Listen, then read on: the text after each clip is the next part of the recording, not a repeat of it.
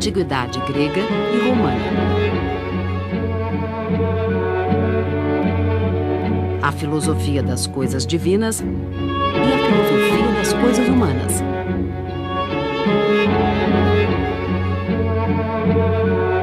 Com Marcelo Perini. Eu pretendo expor em 40 minutos apenas 4 ideias, né, para chegar ao final e entendermos então o que eu quero dizer com a filosofia das coisas divinas e a filosofia das coisas humanas. Para antecipar e criar uma certa expectativa, o que está em questão aqui é a questão do bem, que é uma questão simplesmente fundamental na nossa vida e por isso é uma questão fundamental da filosofia e da história da filosofia.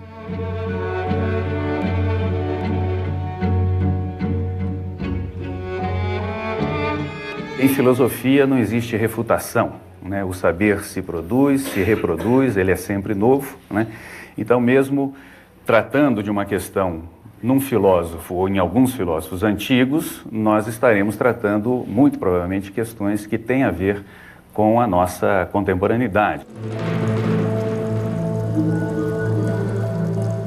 Compreender onde eu quero chegar nessa questão do bem, que é, vamos dizer assim, a questão fundadora, no meu modo de entender, a questão fundamental da história da filosofia, eu quero partir, primeiro fazer uma situação histórica. Nós começaremos a falar aqui, o panorama, vamos dizer assim, que está, né, por trás dessa minha fala, começa ou situa-se no século VIII a.C., não? Naquela região que ainda hoje é a Grécia, a Hélade, não?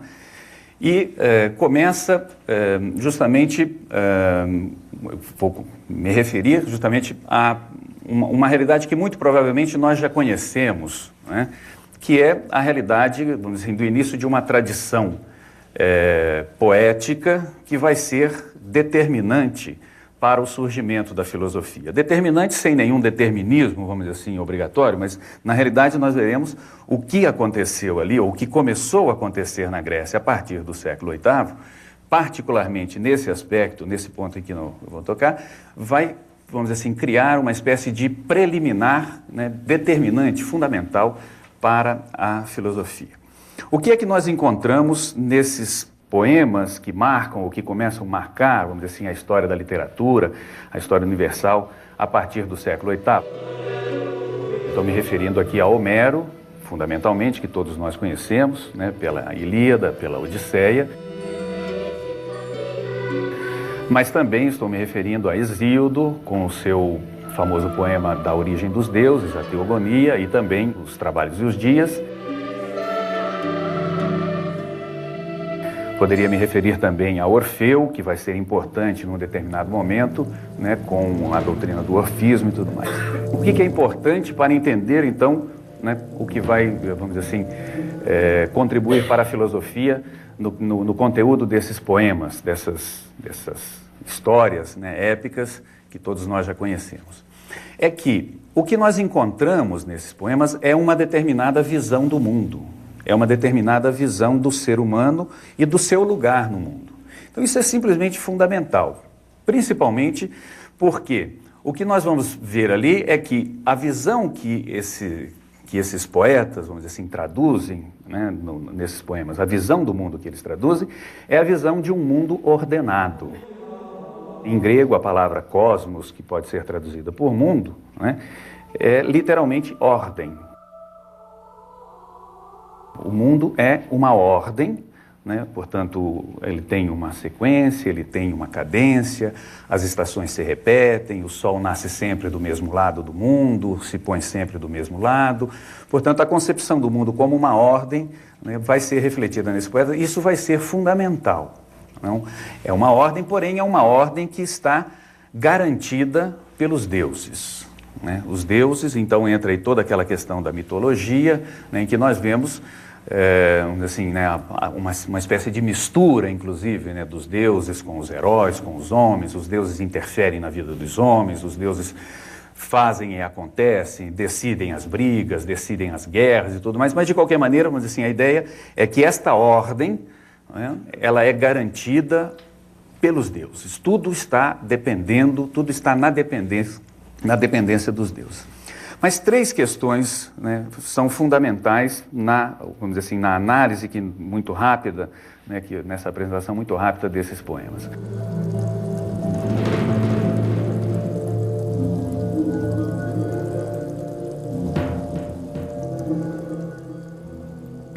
As três questões que destacam e que vão ser fundamentais para a filosofia é o seguinte: o que nós encontramos já nesses poemas é, em primeiro lugar, um sentido de medida e de harmonia extraordinário.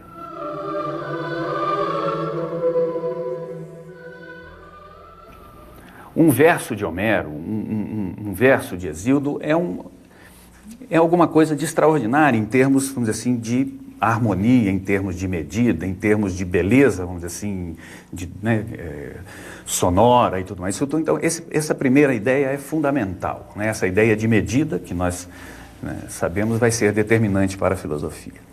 Uma segunda questão importante que nós encontramos já nesses poemas é uma arte da motivação. Quando Homero descreve uma ação, descreve uma guerra, descreve um combate, as guerras sempre são não são grupos que guerreiam, né? São pessoas, são indivíduos que guerreiam. Quando Homero descreve um combate, as ações são sempre ações motivadas. As ações, nós diríamos, entre aspas, têm razões.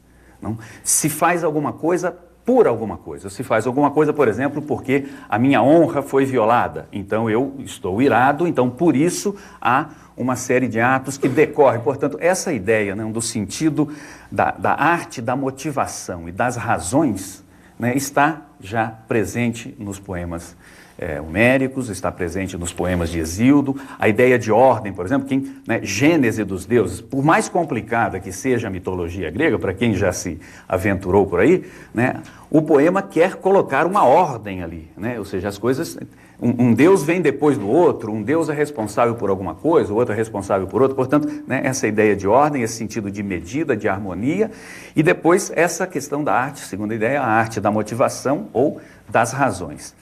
E a terceira ideia importante que nós encontramos nos poemas é o sentido da totalidade. A realidade, o que nós chamamos de realidade, podemos chamar de mundo, podemos chamar de cosmos, podemos chamar de universo, né?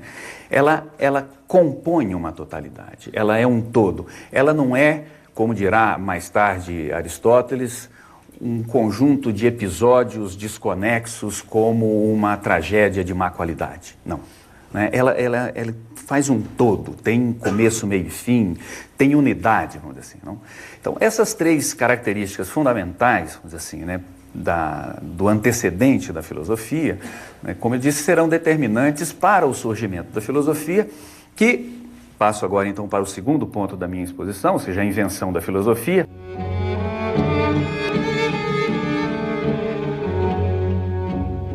Por volta do século VI, é quando se costuma situar o surgimento da filosofia, que eu atribuo aqui, essa então é a primeira razão, a primeira ideia que eu quero traduzir nessa invenção da filosofia, que é a descoberta da razão demonstrativa. O logos, razão, é uma tradução latina do grego logos, né, demonstrativo. Que, como eu digo, vai herdar grande parte daquilo que já vem dessas ideias fundamentais que já estavam presentes, ou dessas concepções fundamentais que já estavam presentes nos poemas homéricos.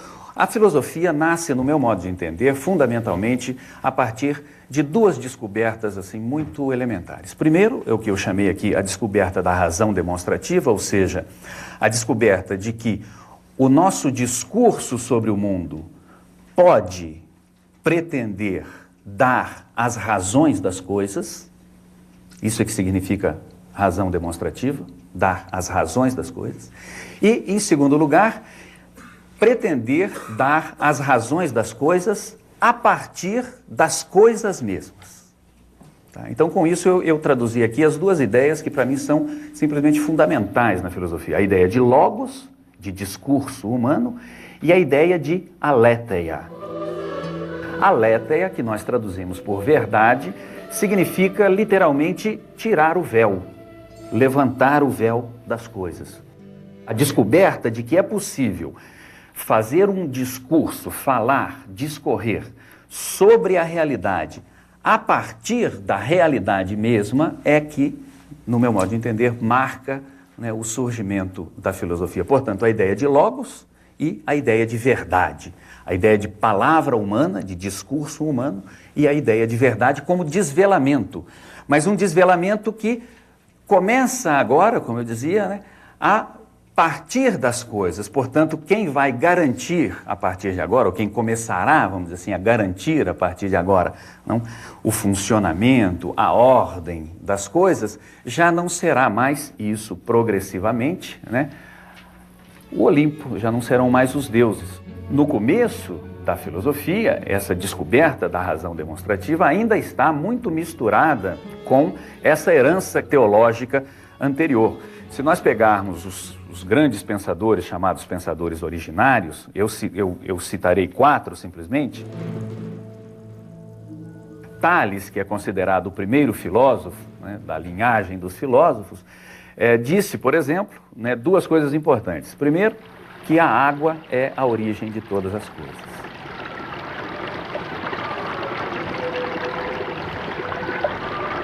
Portanto, nessa afirmação de Tales, que é a chamada afirmação fundadora da filosofia, está traduzida exatamente aquela ideia de logos demonstrativo, de razão demonstrativa, a partir das coisas mesmas, né? Portanto, a ideia do discurso humano que tenta tirar o véu das coisas para ver as coisas como elas são, elas mesmas, sem nenhuma outra garantia. Por um lado, Tales disse que a água é o princípio de todas as coisas, mas Tales disse também que tudo está cheio de deuses.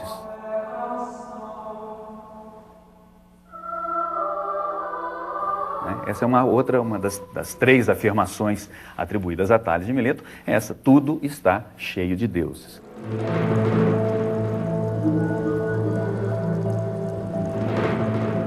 Heráclito de Éfeso, para ficar ainda nessa mesma região ali da atual Turquia, né? Por exemplo, Heráclito, no fragmento 41, diz o seguinte: só existe uma sabedoria, reconhecer a inteligência que governa todas as coisas através de todas as coisas. Portanto, uma concepção do mundo agora, né, no qual o eixo, vamos dizer assim, pelo qual passa a compreensão de todas as coisas é uma sabedoria que reconhece ali uma inteligência, portanto, uma constituição própria da realidade que não está mais vinculada à ideia dos deuses. Mas Heráclito disse também o seguinte, no fragmento 32, o único sábio, não quer e também quer ser chamado pelo nome de Zeus. Se nós pegarmos Pitágoras, que vem dessa região, mas que atuou na Grande Grécia, ali no sul da Itália, o que nós conhecemos de Pitágoras é a descoberta, né, extraordinária, né, das matemáticas e, portanto, a tentativa de compreender o mundo a partir do número, a partir das matemáticas. Portanto, nada mais demonstrativo, né, nada mais racional, né, do que a conta, do que o número, do que a matemática. Portanto, aqui está também, né, presente essa ideia, não, de que a realidade pode ser compreendida, pode ser penetrada, pode ser desvelada pelo discurso humano a partir dela mesma. E a matemática é isso. Mas Pitágoras também está ligado a uma crença, né, a crença da metempsicose, da reencarnação, do orfismo e tudo mais. Portanto, também ali em Pitágoras, essa herança teológica anterior está misturada, está permeada, vamos dizer assim, né, pela nova atitude, que é a atitude de leitura do mundo a partir de uma penetração, né, que o discurso humano consegue ter nas coisas e tirar o véu das coisas a partir delas mesmas. E, por fim, só para dar o último exemplo, Parmênides de Eleia. O poema de Parmênides, né, é curioso porque é um poema no qual ele é levado ao céu, num carro, né, pelas musas, e ele recebe a revelação da verdade de uma deusa. A deusa acolheu-me afavelmente, tomou-me a destra na sua e dirigiu-se a mim com estas palavras: ó jovem, é preciso que tudo aprendas, tanto o sólido coração da verdade bem redonda, como as opiniões dos mortais, em que não há certeza verás. Então, a verdade, né, a aletheia que ele tem que expor aos homens, está misturada com uma mensagem de herança ainda teológica, portanto, é uma deusa que revela a ele aquilo que ele terá que dizer, né, para os seus concidadãos. O surgimento da filosofia é, ao mesmo tempo, uma virada, né, uma novidade, uma revolução num pensamento anterior, mas é uma revolução que conserva grande parte daquele pensamento anterior. Né? Ou seja, a herança mítico-teológica ainda está, vamos dizer assim, impregnando profundamente essa nova atitude. Agora vejam, está impregnando por quê? Justamente porque aquelas características que eu assinalava, que nós podemos encontrar nos poemas homéricos, o sentido da medida, da harmonia, a arte da motivação, das razões, o sentido da totalidade, estão também profundamente ligados com essa nova atitude, que é a atitude de tirar o véu das coisas e ver as coisas nelas mesmas, mas ver as coisas na sua totalidade, né? Era o que Tales queria, por exemplo, ao encontrar, ou ao procurar, ou ao afirmar um princípio, né, para todas as coisas. A água é a origem de todas as coisas. Portanto, essa ideia de totalidade, essa ideia de estrutura, de harmonia e essa ideia de razões, por quê? Porque quando Tales diz que a água é a origem de todas as coisas, ele diz isso por razões, né? Onde tem água, tem vida. Onde não tem água, não tem vida. Onde tem água, tem dengue. Onde não tem água, não tem dengue. Então está claro, né? Surgiu alguma coisa nova, surgiu da água, né? Ou seja, a água como origem, como princípio da vida. Então, isso ele, quando diz isso, ele não diz por nada, ele diz por razões. Não? E essa, então, é a descoberta fundamental que marca o surgimento da filosofia, marca a invenção da filosofia, que é, então, a descoberta do logos demonstrativo, né? A experiência, então, né, das razões das coisas, dar as razões das coisas, mas não dar de qualquer maneira e não dar a partir de qualquer lugar. Dar as razões das coisas a partir das coisas mesmas.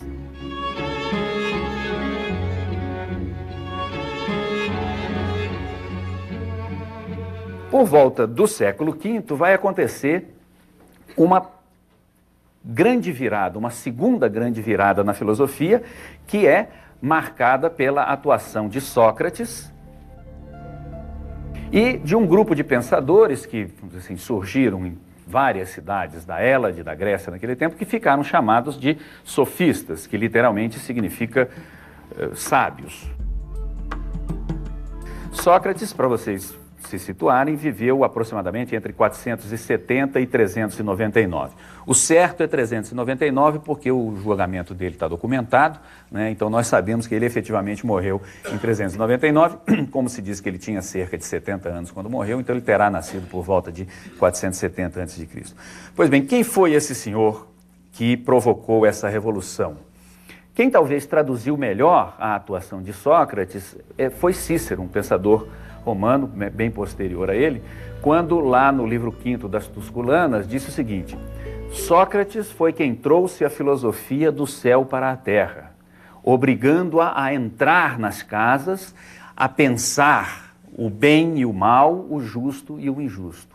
Trazer a filosofia do céu para a terra, o que significa? Esses primeiros pensadores, aos quais eu me referi aqui, Tales, Heráclito, Parmênides, Pitágoras, de alguma maneira, vamos dizer assim, partiram na sua reflexão do céu. Tales, inclusive, era um grande astrônomo, foi ele que descobriu a Ursa Menor, não? Portanto, ele vivia observando o céu, né? Olhava tanto para o céu que não via a poça d'água que estava na frente dele, né? E aí caiu na poça d'água, a escrava deu risada, então essa ficou, né, a primeira anedota filosófica documentada, né? Quer dizer, o filósofo é aquele que olha o céu, mas não vê um palmo à frente do nariz dele, né? Pois é. Foi literalmente isso aconteceu com Tales. Mas, enfim, isso para dizer o seguinte, que se o pensamento, vamos dizer assim, filosófico, se a descoberta do logos demonstrativo, da razão demonstrativa ou da verdade das coisas mesmas, vamos dizer assim, partiu, vamos dizer assim, do mundo, não? Começou justamente numa observação do mundo, das coisas, do cosmos, da ordem como um todo, não? Com Sócrates, a filosofia vai começar a se interessar por problemas mais triviais, não? Problemas mais corriqueiros, problemas humanos, não? Questões da justiça, da injustiça, a questão do bem e do mal, a questão do útil e do inconveniente e tudo mais. Portanto, Sócrates vai provocar uma reviravolta que significará exatamente isso, trazer a filosofia para o nível das coisas humanas. Não? E Sócrates vai entrar, no meu modo de ver, né, para a história do pensamento, como aquele que de fato inventou a ideia que ainda hoje nós temos de alma humana. Sócrates não sabia fazer outra coisa senão, né, querer buscar conhecer-se a si mesmo e querer que todos, que cada um que se pusesse, vamos dizer assim, né, a ouvi-lo, também entrasse nesse caminho, né, de conhecer-se a si mesmo. O que é isso? É exatamente a virada, a volta para uma interioridade, para uma dimensão que Sócrates, então, né, vai consagrar como, vamos dizer assim, o núcleo, a interioridade do ser humano. Não? É claro que essa descoberta também, essa ideia da psique, da alma, foi também preparada. Alguns pensadores anteriores, né, traduziram isso de uma maneira muito bem. Heráclito, por exemplo, tem uma frase belíssima, diz assim, olha, por mais caminhos que você ande, você nunca chegará aos confins da psique.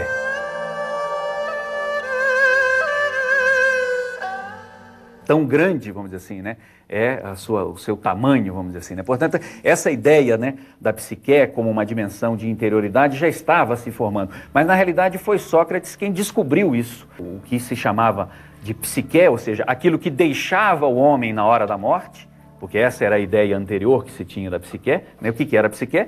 A psique era aquilo que saía do corpo quando o homem morria e ia para o Hades, né? Pois bem, Sócrates faz aí uma revolução, dizer, não, de fato, a alma não é aquilo que deixa o homem, não, a alma é aquilo que constitui o homem na sua dimensão de interioridade, não? Na sua essência, vamos dizer assim, né?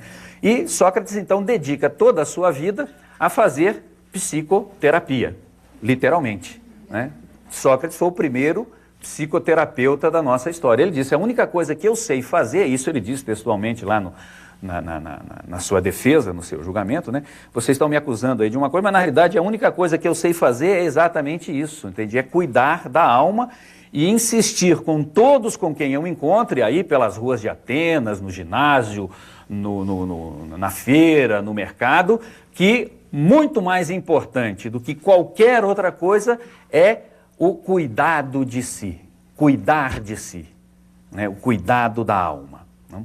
E Sócrates, então, com essa sua pregação, com essa descoberta de que no ser humano existe uma dimensão de interioridade que é decisiva para a sua vida, por quê? Porque é dali, vamos dizer assim, né, que brotam, é dali que saem, é daí que estão, vamos dizer assim, motivadas, né, as suas ações, portanto, a necessidade de cuidar dessa interioridade.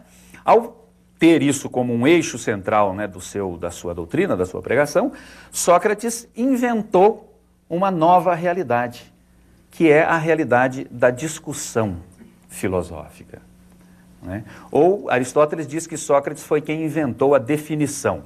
É também verdade, né? Na realidade é isso mesmo. Para dizer uma palavra talvez mais expressiva para nós, porque discussão pode ter um pouco o caráter assim muito polêmico, a definição muito acadêmico, Sócrates inventou o diálogo. O diálogo é uma atitude, não, na qual e pela qual a minha interioridade, reconhece no outro uma interioridade igual a mim.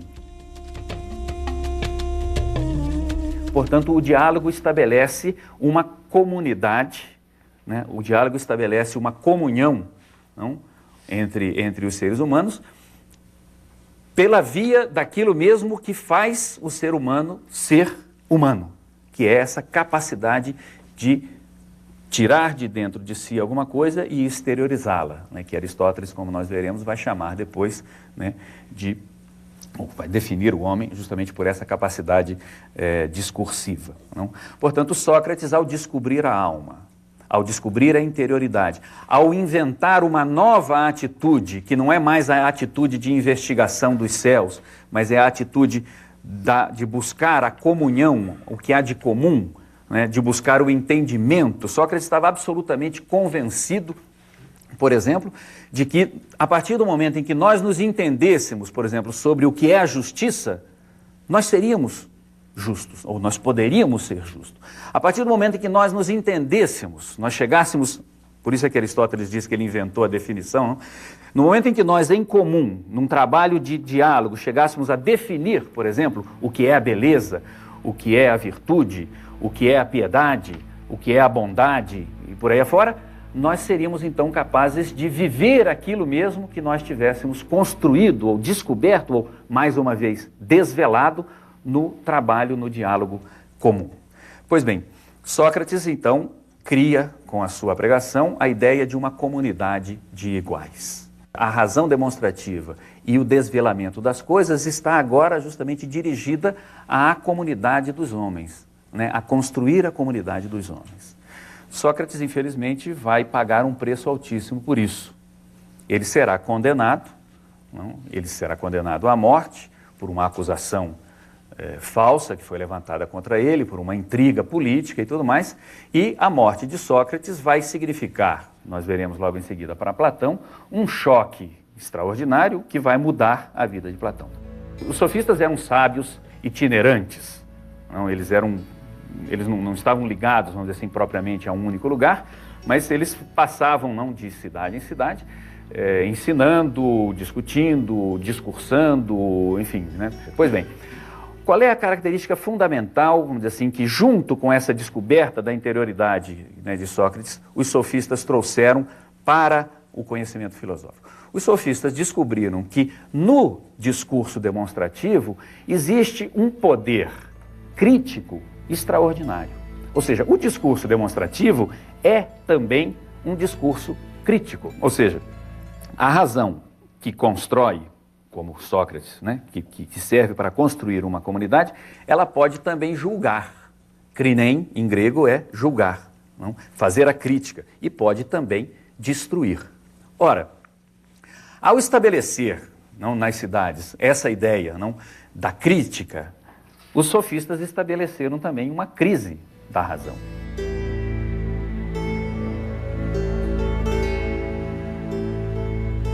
Por quê? Porque a razão se dá conta que o seu poder construtivo pode ser ameaçado a partir de dentro, ou seja, pode ser destruído pela própria força da palavra.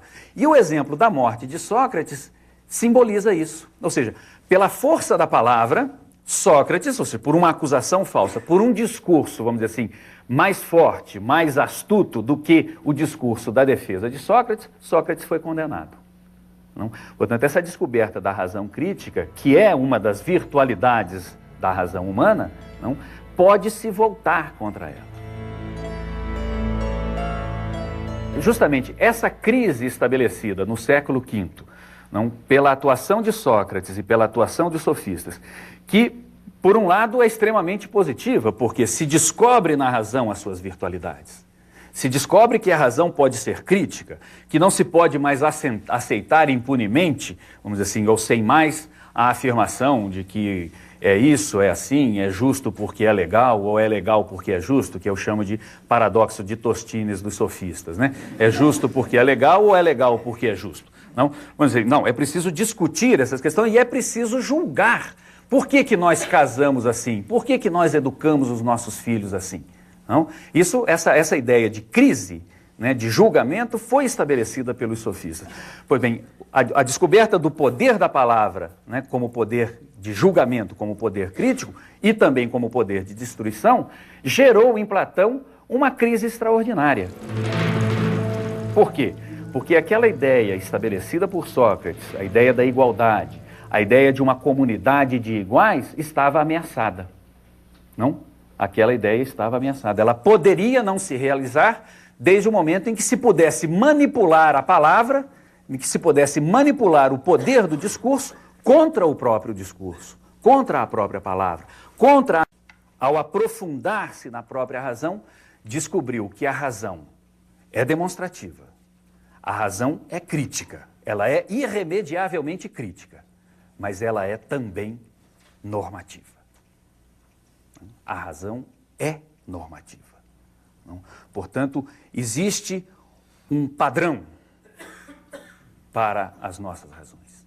existe uma verdade das coisas, não só das coisas do mundo, uma verdade das coisas humanas também.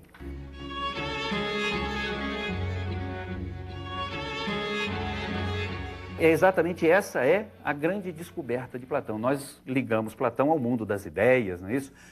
No fundo, para mim, traduzindo assim em miúdos, né, o que é a ideia? Né? O que é o mundo inteligível de Platão?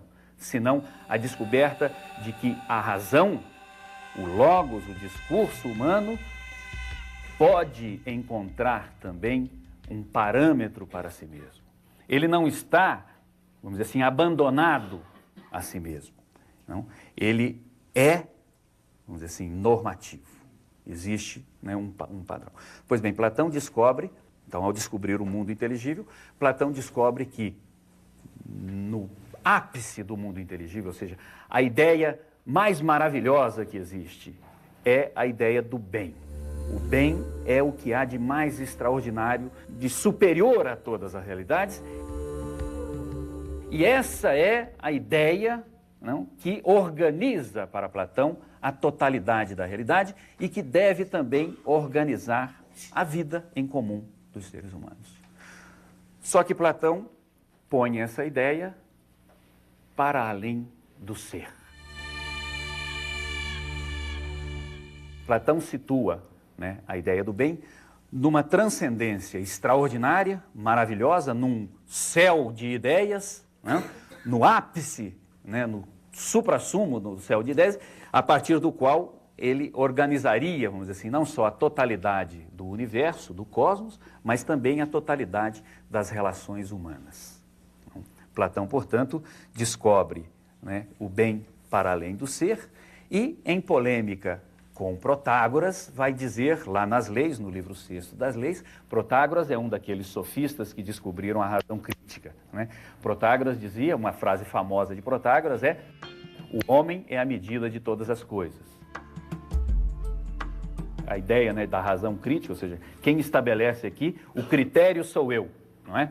Pois bem, Platão, justamente por ter descoberto essa idealidade do bem, essa maravilha capaz de organizar a totalidade do mundo e a totalidade da vida humana, para além do ser, Platão vai dizer, não o homem, mas Deus é a medida suprema de todas as coisas. Com isso, então, Platão estabeleceu, né, de uma maneira definitiva, essa ideia de normatividade da razão. Por que a razão pode decidir com justiça uma questão? Por quê? Porque ela está ancorada numa norma suprema, que é a ideia do bem. Aristóteles, sem refutar Platão, porque, como nós já sabemos, em filosofia não há refutação, Aristóteles vai dizer o seguinte: não para além do ser, mas no meio dos homens é que se encontra a norma das ações humanas. Porque o ser humano é um animal de cidade, como traduziu Luiz Paulo Vanet no livro da Bárbara Cassin, publicado, né, sobre Aristóteles e o Logos, né? Ele usou essa tradução que a Bárbara Cassin usa em francês, que é a tradução do zoon politikon, animal de polis, animal de cidade.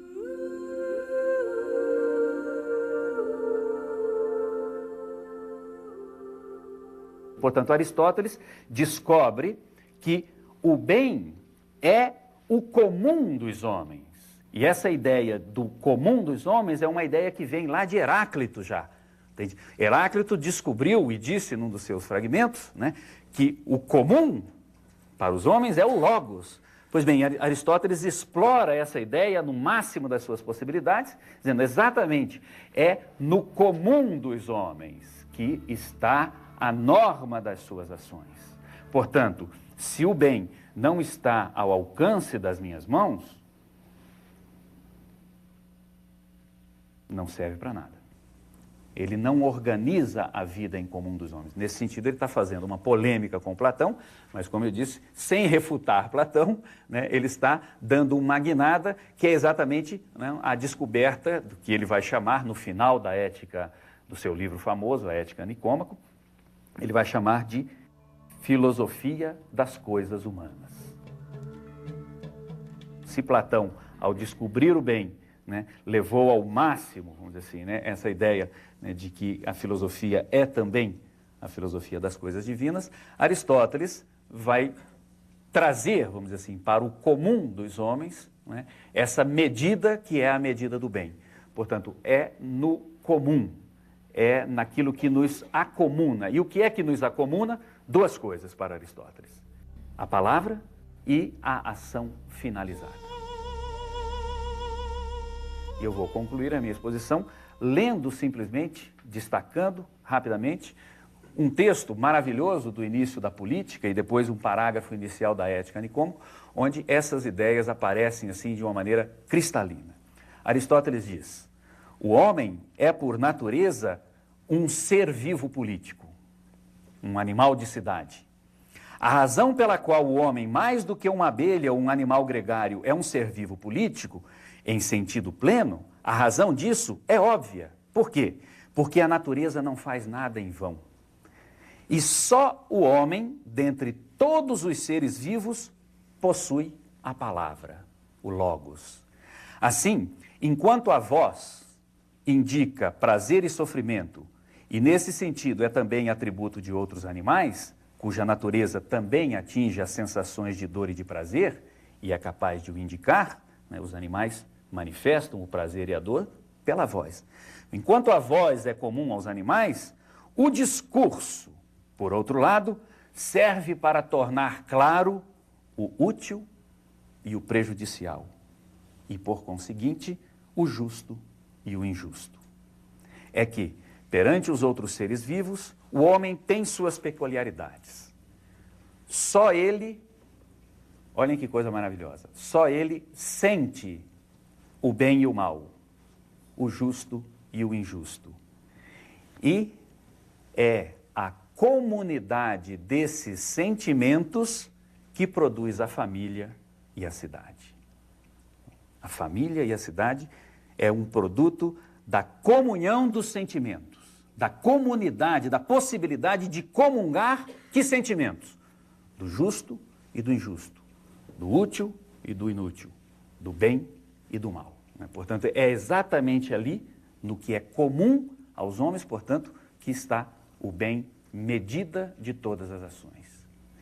E a última frase, do começo, a primeiríssima frase da Ética Nicômaco, diz o seguinte: toda arte, todo caminho que nos conduz e orienta, assim como toda ação e toda decisão, parece que se inclinam para um certo bem. Por isso se disse, e com razão, que o bem é aquilo diante do qual nada resiste.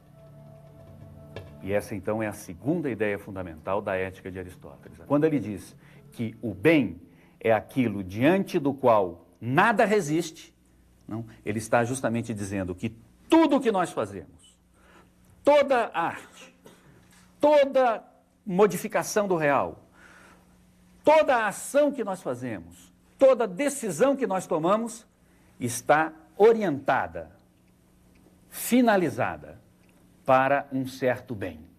Portanto, ou esse bem está ao alcance das nossas mãos, ou ele é um prakton, para dizer em grego, ou seja, ou ele é factível, né, ou ele é algo factível, ou então nós não, ou não é nada.